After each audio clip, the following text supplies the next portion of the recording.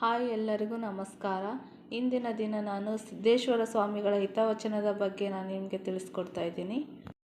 ಸೂರ್ಯನ ಕಿರಣಗಳು ಕೊಳಕು ಇರುವ ಜಾಗಕ್ಕೂ ಹೋಗುತ್ತದೆ, ಆದರೆ ಅದು ಕೊಳಕಾಗುವುದಿಲ್ಲ. ನಾವು ಬದುಕಿನಲ್ಲಿ ಸೂರ್ಯನ ಕಿರಣದಂತೆ ಆಗಬೇಕು. ಯಾವ ಜಾಗಕ್ಕೆ ಹೋದರೂ, ಯಾರ ಜೊತೆ ಇದ್ದರೂ ನಾವು ನಾವಾಗಿರಬೇಕು, ಕೊಳಕಾಗಬಾರದು ಎಂದು ಸ್ವಾಮಿಯವರು ಹೇಳಿದ್ದಾರೆ. ಜೀವನದಲ್ಲಿ ಯಾವುದು ಸ್ಥಿರವಲ್ಲ. ಒಂದು ಕಾಲು ಮುಂದೆ, ಇನ್ನೊಂದು ಕಾಲು ಹಿಂದೆ. ಮುಂದಿನ ಕಾಲಿಗೆ ಗರ್ವವಿಲ್ಲ, ಹಿಂದಿನ ಕಾಲಿಗೆ ಬೇಸರವಿಲ್ಲ. ಏಕೆಂದರೆ ಅವುಗಳಿಗೆ ತಿಳಿದಿದೆ ಕ್ಷಣಾರ್ಧದಲ್ಲೇ ಬದಲಾಗುವುದು ಎಂದು. ಜೀವನವು ಹೀಗೆ ಯಾವಾಗಲೂ ಸ್ಥಿರವಾಗಿರುವುದಿಲ್ಲ. ಸಿದ್ದೇಶ್ವರ ಸ್ವಾಮೀಜಿ. ಮನಸ್ಸು ಸಿರಿವಂತವಾದರೆ ನಮ್ಮಲ್ಲಿ ಸಂಪತ್ತು ಇಲ್ಲದಿದ್ದರೂ ನಾವು ಸಿರಿವಂತರೇ. ಮನಸ್ಸೇ ಬಡವನಾಗಿದ್ದರೆ ನಮ್ಮಲ್ಲಿ ಸಂಪತ್ತು ಇದ್ದರೂ ನಾವು ಬಡವರೇ. ಸಂತೃಪ್ತಿಗಿಂತ ಮಿಗಿಲಾದ ಯಾವುದೂ ಸಂಪತ್ತಿಲ್ಲ.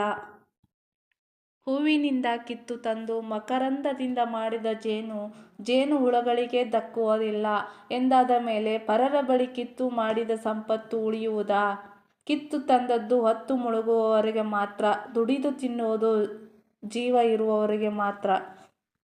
ಮಡದಿ ಬಂದ ಮೇಲೆ ಒಡ ಹುಟ್ಟಿದವರು ಭಾರ, ಆಸ್ತಿ ಭಾಗವಾದ ಮೇಲೆ ಹೆತ್ತವರು ಭಾರ, ಗಂಡ ತೊರೆದ ಹೆಣ್ಣು ತವರಿಗೆ ಭಾರ, ಮೋಹ ಕಳೆದ ಮೇಲೆ ಸಂಸಾರ ಭಾರ, ಅವಶ್ಯಕತೆ ಮುಗಿದ ಮೇಲೆ ಎಲ್ಲವೂ ಭಾರ.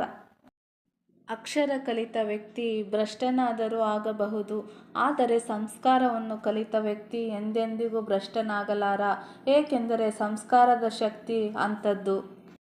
ಈ ಜಗತ್ತು ಮತ್ತು ಈ ಜಗದೊಡೆಯನ ಮೂಲ ಪುರುಷನ ಅರಿವಿನಿಂದ ನಮ್ಮ ಬದುಕು ಆನಂದಮಯವಾಗುತ್ತದೆ. ನಮ್ಮ ಬದುಕಿನ ಪ್ರತಿಯೊಂದು ಕ್ಷಣವೂ ಅಮೂಲ್ಯ, ಅದ್ವಿತೀಯ. ಈ ಸಮಯವನ್ನು ಸರಿಯಾಗಿ ಬಳಸಿಕೊಂಡು ನಾವು ನಮ್ಮ ಜೀವನವನ್ನು ಆನಂದಪೂರ್ಣಗೊಳಿಸಬೇಕು.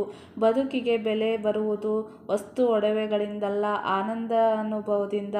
ಅದಕ್ಕೆ ನಾವು ಈ ಜಗತ್ತು ಮತ್ತು ಜಗವಾದಿ ದೇವ ಎರಡನ್ನೂ ಅರಿಯಬೇಕು. ಏರಿಳಿತಗಳಿಂದ ಕೂಡಿದ್ದೇ ಬದುಕು ಫಲಪ್ರಾಪ್ತಿಯಾಯಿತು ಎನ್ನುವುದರಲ್ಲಿ ಅದು ಕೈಜಾರಿ ಹೋಗಿರುತ್ತದೆ, ನಿರಾಶೆ ಕಾದಿರುತ್ತದೆ. ಆದುದರಿಂದ ನಾವು ನಿರಂತರ ಕೆಲಸದಲ್ಲಿ ತೊಡಗಿರಬೇಕು, ಅದರಲ್ಲೇ ಸಂತಸ ಪಡಬೇಕು. ಕೆಲಸದ ನಂತರ ಬರುವ ಜಯ ಅಪಜಯ ಎರಡನ್ನೂ ಸಮನಾಗಿ ಸ್ವೀಕರಿಸಲು ನಮ್ಮ ಮನಸ್ಸು ಸದಾ ಸಿದ್ಧವಿರಬೇಕು.